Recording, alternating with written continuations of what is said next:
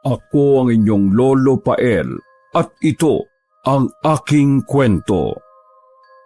Auction Night! Kakapanalo pa lang sa loto ng pamilya nila Sixto. Mahigit 70 milyon ang napanalunan nila. Hindi akalain ng binata na tatama ang numerong napaniginipan niya, na hinaluan ng numero nila kung kailan ang kanilang kaarawan at nung namatay ang kanyang ama. Random na yon, pero malakas talaga ang tsamba sa pamilya nila na sumakto pa sa pagtaya niya noong nakaraang buwan. Nasa araw ng pagtaya niya sa loto ay sinamahan na rin niyang itaya ang numero noon. Hindi niya akalain na jackpot si Sixto sa puntong yon. Diyos ko, totoo ba ito? Diyos ko, Nanay, Bernadette, Damian, mayaman na tayo! Tumama ako sa loto! Mayaman na tayo! Nagtatatalon sa tuwa ang binata. Yahoo! Kapitbahay! Mayaman na kami! Mayaman na kami! Nagsisigaw naman siya sa labas. Gabing-gabi na yon kaya nabulabog ang mga ibang kapitbahay doon sa tundo sa mahimbing nilang pagkakatulog. Kaagad naman nagsibangunan ng dalawa niyang kapatid na sina Damian at Bernadette sa ibinalita ng kuya. Gayon din si Aling Resty na katutulog lamang sa maghapong paglalaba. Anak, ang ingay na yan. Nay, mayaman na tayo. Tumama ako sa loto. Tumama ako. Masayang-masaya niyang anunsyo.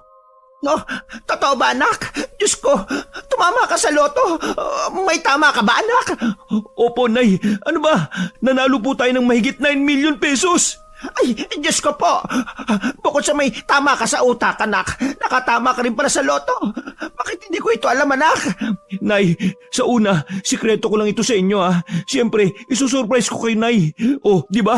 Ito, ayan, makakalis na tayo dito sa squatter area na ito. Yahoo!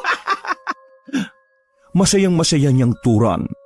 Tulala naman sina Bernadette at Damian. Hindi kasi sila makapaniwala na umpisa na ng pagbabagong buhay nila. Kuya, totoo po ba na makakalis na tayo dito sa tundo? Tanong ng binatilyong si Damian. Oo, bunso. Mabibili mo na lahat ng gusto mo. Kuya, iti lahat ng utang natin dito, mababayaran na natin? Dagdag pang tanong ng sumunod sa kanyang kapatid na dalagang si Bernadette. Siyempre, as in lahat. Sagot niya. Di kuya, magkakaroon din tayo ng kotse, kahit sarili ko pang kotse. Tanong muli ni Damian. Oo, hindi na laruan bunso, totoong kotse na talaga. Ayos! Mabibili mo na lahat ng gusto mo. Ilang saglit pa, nagtipon-tipon ng mga kapitbahay nila sa tundo sa tirahan nilang barong-barong. Yung iba'y humihingi na kagad ng ambon nila mula sa pagkakapanalo o balato. Yung iba kahit na material na bagay, habang yung iba naniningil na ng utang. Hoy, paring Sixto, pahingi naman ang balato. Oo, kahit mamahaling bag lang sa Mowand, yung may diamond purse. Hay, yung utang mo ha, may tubo na yon, 1,000. Paps, magpajakit ka naman dyan, yung kay Kuya Will.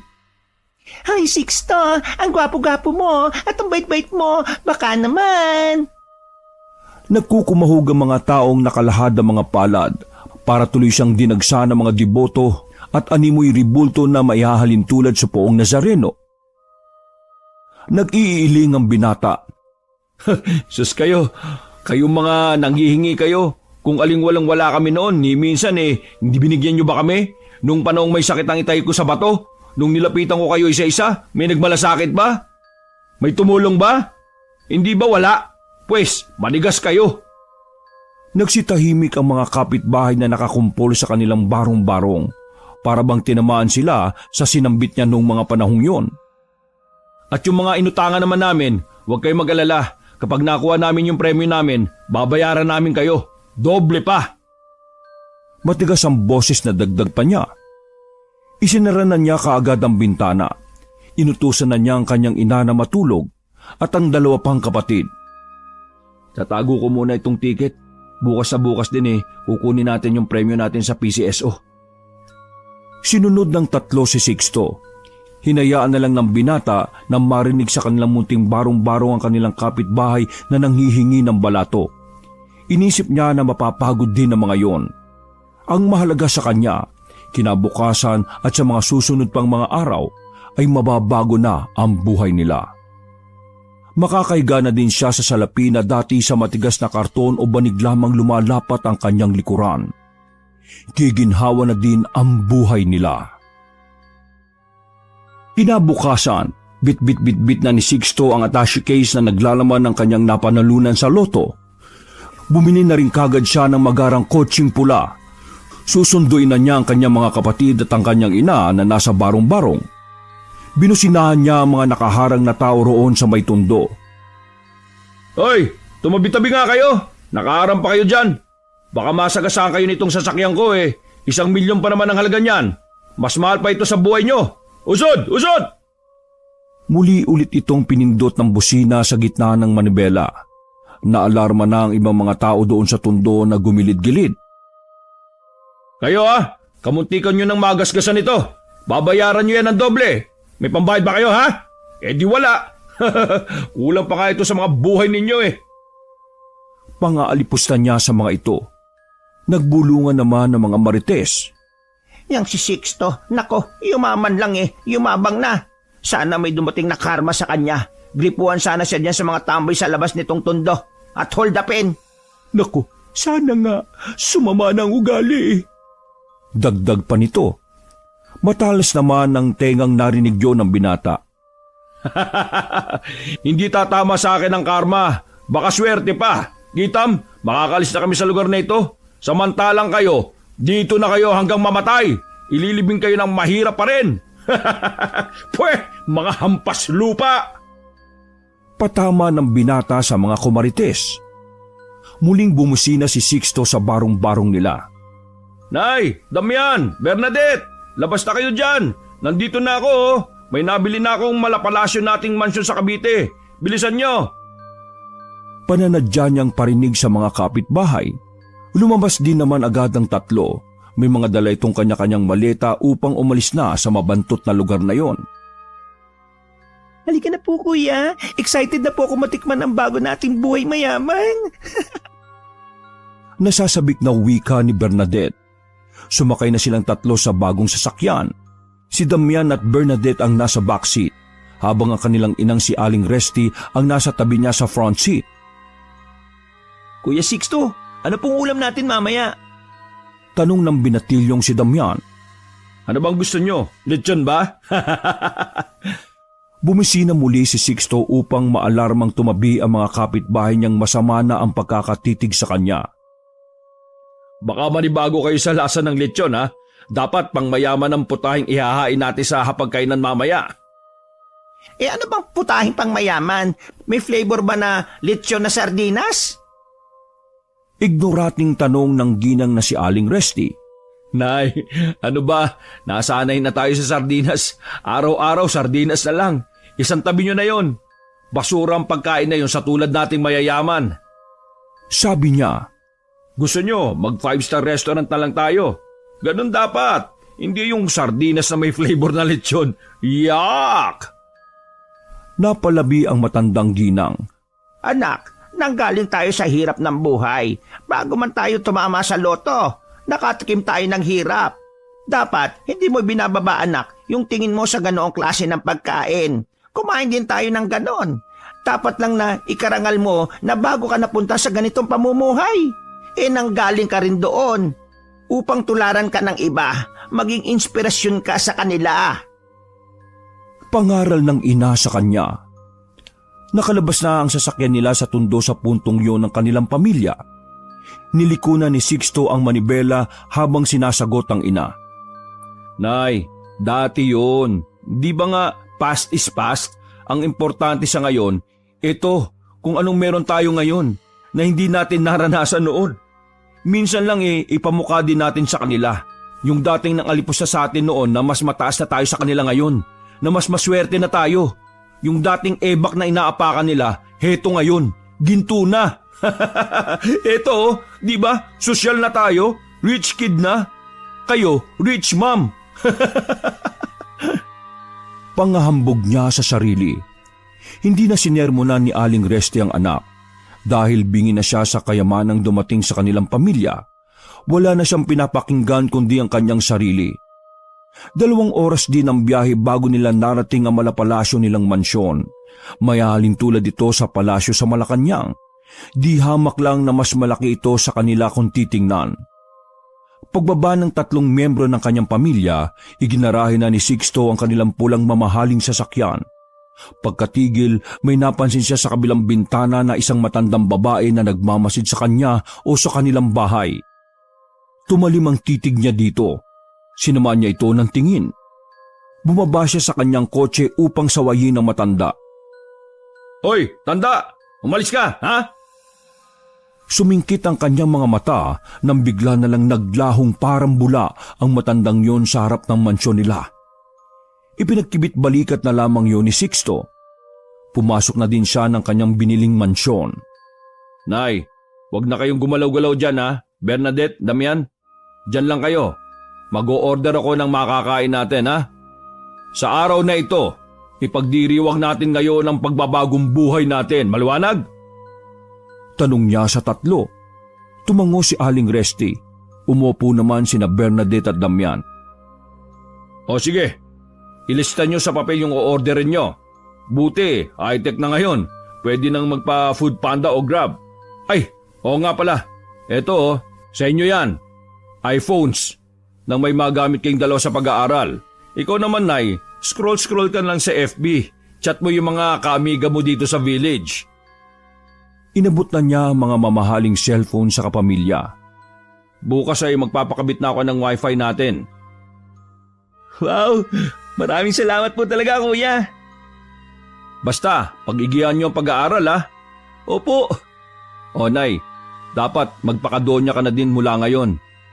Baling niya sa ina. Ano? Donya? "Opo, Nay. Mag-hire ako ng kasambahay mula bukas." Sabi niya. Kahit hindi na, anak. Kahit ako na lang. Kaya ko namang maglinis-linis eh. Hindi ako sanay na walang ginagawa, anak. Maktol ni Aling Reste.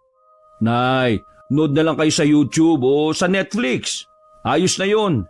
Tas di ba, may nararamdaman din kayo. Papa-check up tayo sa doktor. Gusto mo sa Sabado?" Mahinahon niyang sabi sa ina. Ay nako, anak. Bahala ka na. Mahinang napahagikik ng tawa ang binata. Dahil sa swerteng nangyari sa buhay ni Sixto, hindi pa siya nakontento. Ang kanyang swerte ay ginamit niya sa kasino. Pinalago niya ang perang yon. Palagi siyang nananalo. Ngiting-ngiti siya na ang dating milyon niya na isinugal, dumoble pa. Grabe ka talaga. Napakaswerte mo. Sabi ng kalaro niyang milyonaryo rin. You're a blessing in disguise, ha? You're a lucky man.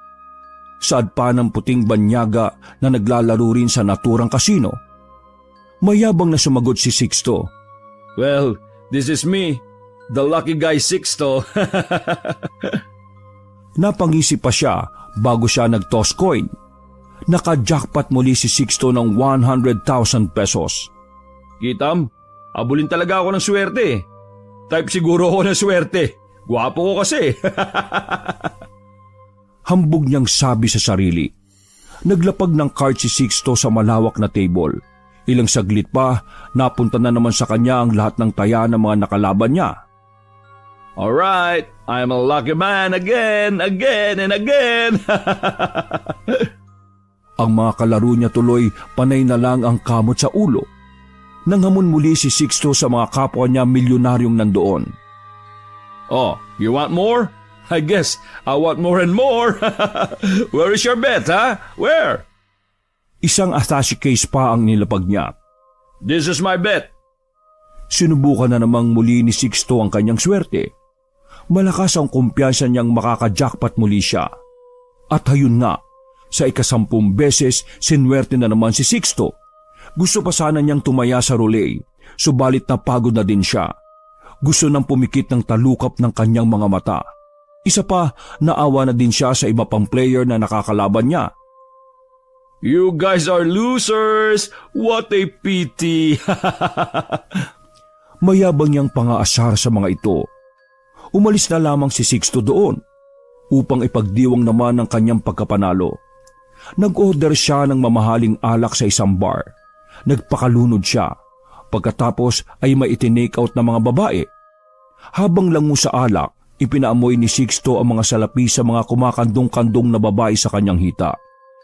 You want my money or you want me? Sumisinok-sinok pa siyang dulot ng kalasingan. Pinagalik-halikan naman siya ng mga babae sa kanyang labi, hinipo ang maselang parte ng kanyang katawan. Sobra siyang nag-enjoy noong gabing yon.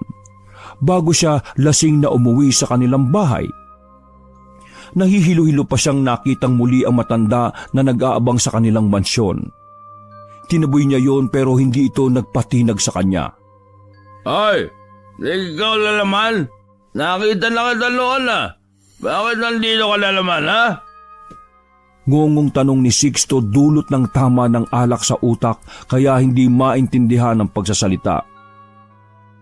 Yung anak ko, parang awa mo na. Yung anak ko, huwag mo siyang papatayin. Huwag mong papatayin ang Anong alak ang pinagsasabi mo, ha? Alis! Tsupi! Tsupi! Batuhin kita nito Sige ka! Tangka na sanang iahagis niya ang bote ng alak sa matanda, subalit bigla itong nawala na parang bula. Nasa na naman yon? Ay nako, pasok lang ako sa loob. Unfair, nagtatago ka agad Malakas niyang kinatok ang pinto. Binalya-balya. Dinatnan siya ni Aling Resty na nakahandusay sa sahig. Ay naku, Diyos ko po anak, bakit ka naman naglasing ng ganyan? Ay naku! Hinatak siya sa loob ng ina, tapos inasikaso na siyang punasan sa iba't ibang bahagi ng katawan. Ay naku, kung di ka lang swerte, matagal na kitang inabandona. Kahit lasing, narinig niya ng malinaw ang ina sa sinabi nito. May ipinahawak sa kanya ito, papilyon at ballpen. Dito, pumirma ka. Feeling niya noon, parang normal na papeles lang yon, kaya wala na lang siyang nagawa kundi sundin ng kanyang ina pagkatapos ay humiga dulot ng kaantukan. May itinanong muli si Aling Resty sa kanya. Hindi na lang muna niya sinagot si Aling Resty. Nang madapuan na siya ng kaantukan, pero hindi nakikisama ang kanyang isip, otomatikong bumuka ang kanyang bibig upang sagutin si Aling Resty bago ito umalis. Napabalikwas ng bangon si Sixto na masakit ang ulo.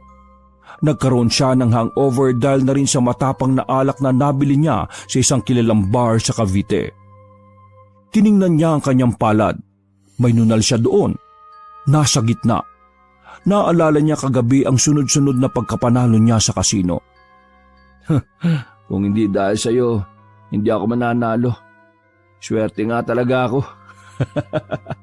Ayos, mamaya ulit. Inisip niya kung sa kasino ulit siya pupunta. Pwede, kaso nakakasawang magtaya at predicted na kung sinong mananalo Siyempre, ako na yun. Nasa bilyon na itong halagang napapanalunan ko. Saan ko kaya ito pwedeng gastusin? Yung hindi predicted na ako na naman. Naghanap siya ng site na pwede niyang paglaruan o gastusin ang kanyang pera na tsak na suswertein siya. May nahagip siya sa isang malalim na internet na kung tawagin ay black market site. Binasa niya yon. Auction night? Napangiti si Sixto. Dito ako mamayang gabi. Ayos. Sabi niya sa sarili. Nagpa-register siya sa slot ng VIP bilang isang guest. Masquerade ang theme, kaya dapat nakamaskara siya at magarbo ang kasuotan. Eksklusibo lang yon para sa tulad niya na isang legit na bilyonaryo. Binasa niya ang rules and regulations sa auction night. Ang nakasaad dito na dapat walang makakaalam ng gaganaping pagsusubasta mamayang gabi ng kung sino man ang maaring magbenta, lalo na ang pamahalaan o alagad ng batas. May tracking system din sila ng mga nag-register sa auction night na kung sino man ang may makakaalam ng gaganaping subasta sa labas nito, tsak na mga nganib ang buhay. Doon na kinabahan si Sixto. Pumasok siya sa kalakaran na alam niyang delikado. Ganun pa man, itinuloy pa din niya na sumali sa auction night upang mag-enjoy. 8 p.m. ang auction night. 6 p.m. pa lang ay naghahanda na si Sixto ng susuotin sa temang masquerade party. Tiniyak niyang mas magarbo ang kasuotan niya kumpara sa iba pang dadalo sa pagsusubasta. Tiningnan niyang maigi ang tiket na pinrint. Ito ang katibayan na nagparehistro siya sa pribadong auksyon.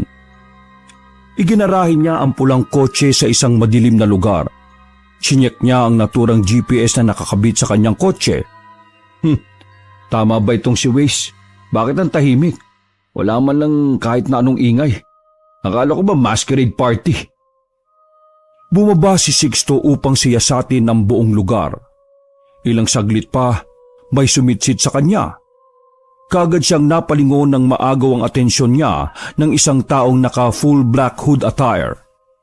Nilapitan niyo ng binata. Bakit po? Isa ka ba sa dadalo sa auction night ngayon? Tanong ng misteryosong taong yon. Oo, bakit? Isa ka rin ba? Tanong niya sa nag-approach sa kanya. Malalim kasi ang boses nito kaya bigla siyang kinabahan. Hindi. Ako yung lookout sa main event na ito. Nasaan ang ticket mo? Tanong nito sa kanya. Eto. Saka ipinakita ang printed ticket tapos ay iniskan nito gamit ang barcode scanner. Ayos na. Pwede ka nang pumasok. Sagot nito sa kanya. Saan po? Diyan. Turo ng misteryosong lalaki sa konkretong pader. Ano? Tatagos po ako dyan? Kinakabahan niyang muling tanong. Wala nang maraming tanong. Baka mahuli pa tayo. Sige, pumasok ka na. Itinulak siya ng malakas ng misteryosong lalaki papunta sa konkretong pader. Pumikit siya na baka bumulandra lang siya doon. Pero laking gulat niya nang tumagos nga siya doon. Isa lang palang optical illusion ng pader na yon. Kaya akala ng mga dumadaan matigas na pader na hindi maaring pasukin. Dumilat si Sixto. Nakarinig na siya ng mga ilang ingay sa paligid. May mga bouncer na humarang sa kanya. Baskulado ang pangangatawan. Nakamaskara rin. Ipinakita niya ang barcode na nakasaad na nakarehistro siya sa ganoong event bago siya papasukin ng malalaki ang pangangatawan. Pagkapasok niya, nag-iingay na ang lahat sa loob. Para bang nasasabik na sila sa main event ng pagsusubasta. Iba't ibang lahi ang kanyang nakasalumuha roon. May Chinese, Japanese, Lebanese, Indian, Korean na puro mga mayayaman o maihilerang mga bilyonaryo sa buong daigdig. Napangiti si Sixto. Wow! Tingnan ko lang kung sino ang suswertin sa inyo mamaya. Niyayabangan na niya ito sa isip. Naupo na lang muna ang binata sa isang espasyong table. Nakita niya sa kisame ang mamahaling nakasabit na chandelier. Maski ang mga naglalaki ang vase na nakadisplay.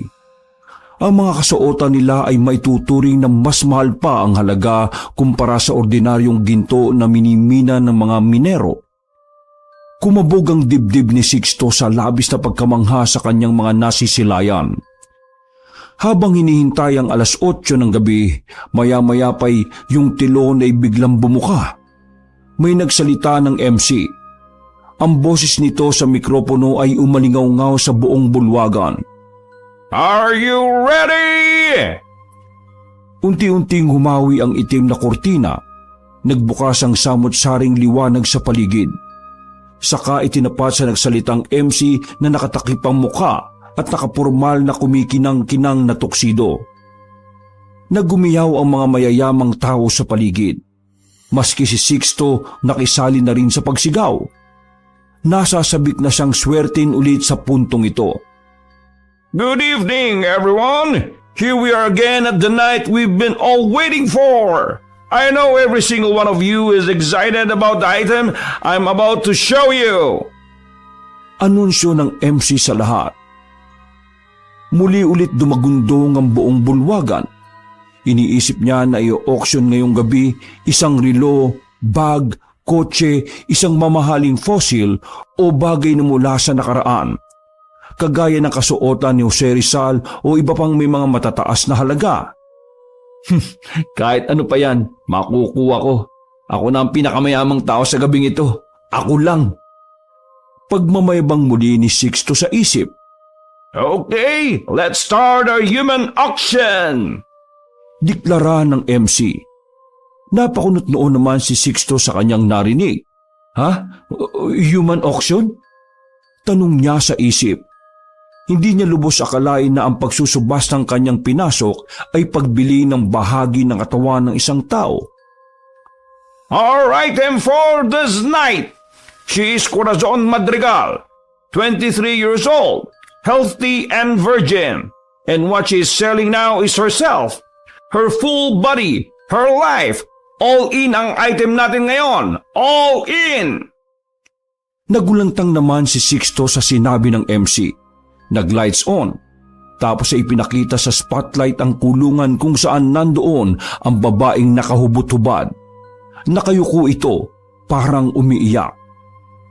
Napalunok ang bida. Naging interesante siyang dagitin ng babaeng yon na ibinibenta ang sarili nito sa mga parokyano ng pagsusubasta. Aking ka, Corazon. Mapapasaking ka. Aniya sa isip habang nakangiting nakakaloko. Okay, let's start our human auction. How much is our first bid? Muling nagsalita ang MC. Isang lalaking naka-tiger suit ang nagtaas ng kamay. 1 million pesos!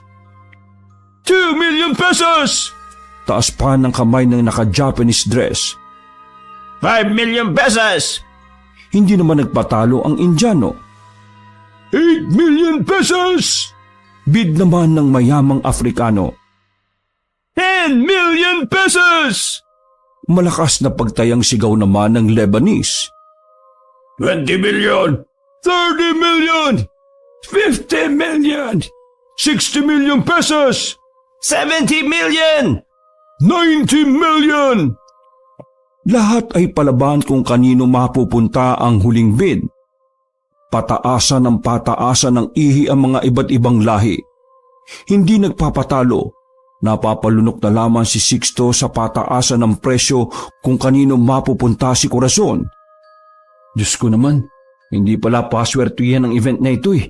Pataasan at palakihan ng pera. Bulong niya sa sarili. Kaya na, kung maubos man ang pera ko mababawi ko naman sa swerte ko sa kasino. Dahil dakilang mayabang ang binata, nilakasan na lang niya ang loob na higitan ang tinataya ng lahat ng mga taong naroon. Malakas niyang isinigaw ang kanyang bid na buong pagmamalaki. 1 billion pesos! Taas niya ng kamay, saka tumayo pa. Nginitian niya ang mga taong naroroon. Panigurado siya na wala na makakahigit pa sa itinaya niya upang makuha si Corazon na ibinebenta ang buong sarili sa mga ito. Lahat ay tumahimik. Yung iba nakaawang pa nga ang bibig. Nagsalita na ang MC. Ibinigay na nito ang hatol. Going once, going twice, 1.2 billion pesos! Isasarado na sana ng MC ang pagbebenta nang may nagtaas na namang muli ng kamay. Isang lalaking taga-Brazil. Ngumirngir si Sixto sa galit. Hinigitan pa niya yon ng 1.5 billion pesos! 1.6 billion pesos! 1.7 billion pesos! 1.7 billion pesos! Galit na galit niyang sigaw. 2 billion pesos! Buong lakas na sigaw ni Sixto. Ayaw talagang magpatalo ng binata. Nginisian niya ang lalaking taga Brunei nang wala na lang itong nagawa, kundi umupo na lang. Susuko ka rin pala Ako ang pinakamayaman dito. Ako lang. Matapos ang matinding pataasan ng bid sa pagitan niya at ng taga Brunei, naghatol muli ang MC. Going once, going twice, sold! Pumalakpak ang mga foreigner sa kanya habang binabati siya ng congratulations. Nakatingin sa kanya ang MC. Sabay tingin sa babaeng nakahubot-tubad na si Corazon. Marahang nagsarado naman ang itim na kurtina. Nagpatay sindi ang mga ilaw doon. Natapos na ang auction night. Dismayado ang ibang mga guest foreigner na dumayo pa sa Pilipinas para makisali sa pagsusubastang yon. Matapos ang event, nilapitan siya ng MC na nagngangalang si Mr. Volt. Nakipagkamay siya rito. May I know your name, sir? Tanong nito sa kanya. I'm Sixto. I'm a Filipino. Pagpapakilala niya. Oh, Filipino ka rin pala. Oo, Mr. Volt. 2 billion pesos. Sayong-sayo na ang babaeng yan. Nasa backstage. Balikwas ng tingin ni Mr. Volt sa madilim na bahagi ng stage. Ano po ba, cash or bank account? Oh, wala akong cash eh. Bank account na lang. Sixto, sagot na namin ang 2 billion pesos. Kami muna magpapadala sa bank account ni Corazon. Yung binid ninyo ha. Ang 2 billion pesos na binid ninyo, kapag bank account, duration lang nun 2 days. Sana may padala nyo kaagad. Kung hindi, alam nyo na ang mangyayari. May tono ng pagbabanta si Mr. Volt. Napalugok ng laway si Sixto. No problem, Mr. Volt. Kahit dobling ko pa yan. Pagmamayabang muli ng binata. May swerte naman ako sa kasino eh. Doon ako ulit susugal. Tumingin pa siya sa nunal niyang nasa palad. Nandoon lang ang babaeng binili niyong si Corazon. Gawin niyo ang gusto niyo sa kanya. Pwede mo siyang literal na tikman. Alam mo na. Sabi nito na may nakakalokong pagtawa. Masarap ang karne ng tao, lalo na kapag babae. Bakit hindi mo subukan? Oh well, kayo na ang bahala. Nabili niyo na yan eh. Enjoy! Nagpaalam na si Mr. Volt sa kanya. Sabik na sabik naman si Sixto na pumasok sa loob ng backstage. Pagkapasok niya, nadatnan niya ang nagngangalang Corazon na iyak ng iyak. Please po sir, nagmamakawa po ako sa inyo. Ginawa ko lang na maibenta ang sarili ko para po sa pampapagamot ng papa ko. Para po may pambayad sa utang ng bahay po. Parang awa niyo na po sir. Huwag niyo pong gawin sa akin ito. Sir. Lumuhod na ang dalaga, subalit hindi niya ito pinakinggan. Sa tingin mo makikinig ako sa sinasabi mo? Uwe! Manigas ka! Akin ka na ngayon! Bayad na kita! Akin ka na! Po sir, wag... Inatake na niya si Corazon. Sir! Hinubad na ni Sixto ang lahat ng saplot niya sa katawan at nagpakasasa sa babae.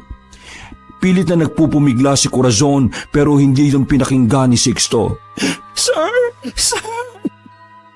Dinilaan niya ang liig ng babae hanggang sa maselang bahagi ng ari nito.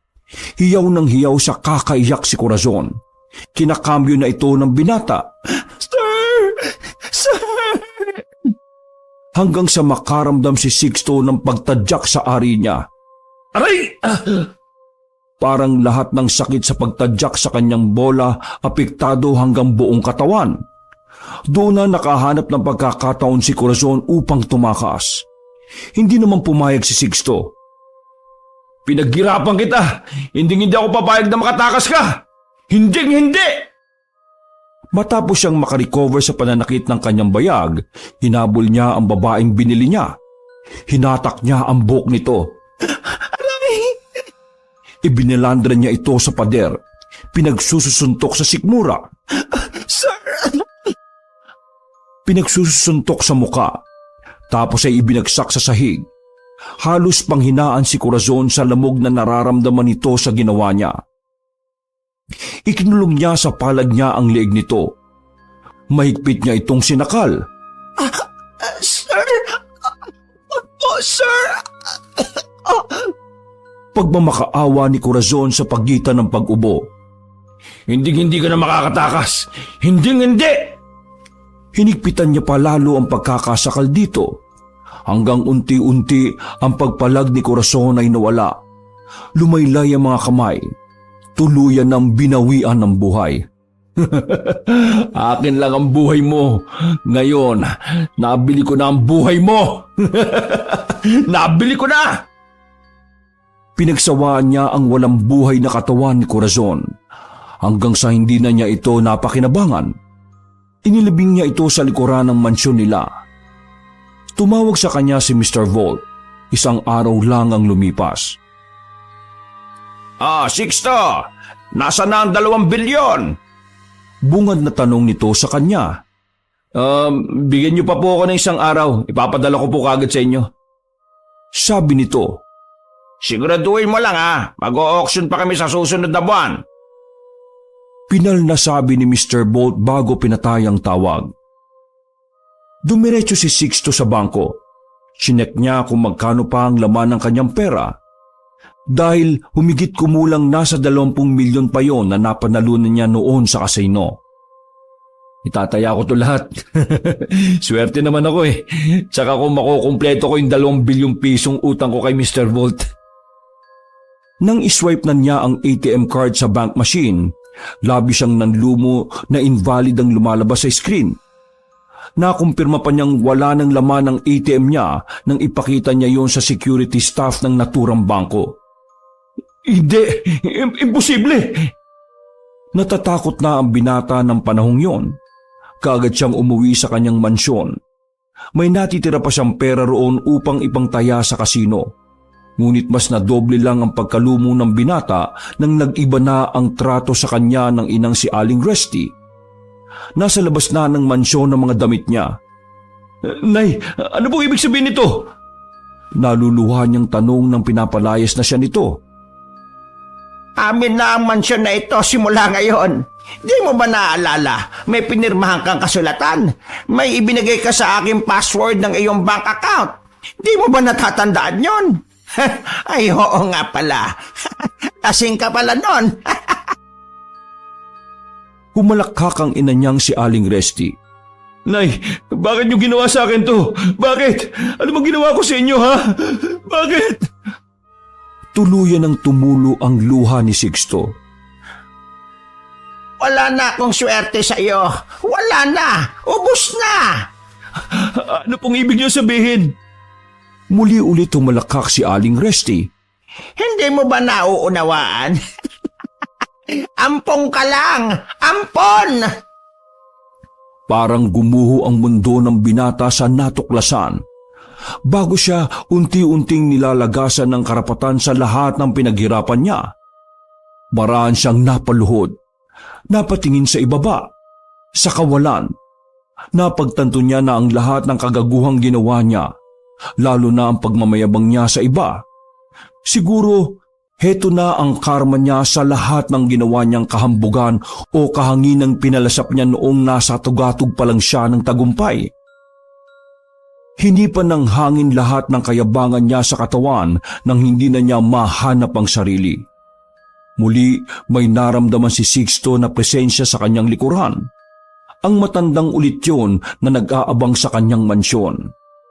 Malungkot itong nakatingin sa kanya at napapailing. Anak, binalaan na kita. Pero bakit hindi ka nakinig sa akin? Bakit mo pinatay ang kapatid mo? Bakit? Awang-awa ang matandang ito sa kanya. Lingid sa kalaman ni Sixto na ang tunay niyang pamilya ay ang matandang babaeng ito na nagpapakita sa kanya at ang kanyang bunsong kapatid na babae. Ang pinatay niya mismong si Corazon na nagbenta ng sarili para lang maipagamot ang ama nilang nasa ospital. Huli na para magsisi. Huli na upang malaman ng lahat. Walang-wala ngayon si Sixto. At ang labis ng pinoproblema ngayon, maliban sa wala na siyang karapatan sa mansyon at wala na siyang matitirhan, ay ang utang niyang 2 bilyong piso kay Mr. Volt. Nagtago si Sixto upang hindi siya mahanap ng nagmamay-ari ng subastahang yon. Hindi niya sinagot ang mga tawag ni Mr. Volt. Sa halip, pinutol niya ang SIM card niya. Dine-activate lahat ng social media account. Maski ang pulang kotse nito'y winasak niya lalo na ang GPS upang hindi siya matunton ng mga tauhan ni Mr. Volt. May natira pa naman siyang pera upang lumipad sa Visayas, malayo sa pinaglulunggaan ni Mr. Volt. 1 buwan na rin kasi siyang nagtatago. Balak niya sanang tumakas nang biglang may nagsako sa kanyang mga nakabonet. Ano ito? Saan niyo ko dadalhin? Tulong! Tulong! Pinalo siya sa ulo ng baseball bat upang tuluyang mawalan ng malay. Masakit na masakit ang ulo ni Sixto nang magising siya. Dagdag pa noon ng liwanag na sumasakop sa kanyang paliwanag. Nakatapat sa kanya ang mga ilaw. Hindi niya ubos maunawaan kung nasaan siya ngayon. Hanggang sa mapagtanto ng binata na nasa isang kulungan siya. Nakakadena din ang magkabila niyang kamay at paa. Ganun din sa leeg. Tanging ang kulay puting brief lang ang suot niya. Kaya bahagyang nanunood sa kanyang balat ang lamig na ibinubuga ng aircon. Maraming tao sa kanyang harapan. Ang mga babae ay nakasuot na mamahaling gown at ang mga lalaki naman ay nakatuksido o hindi naman kaya ay coat. Halatang mayayamang tao ang mga naroroon.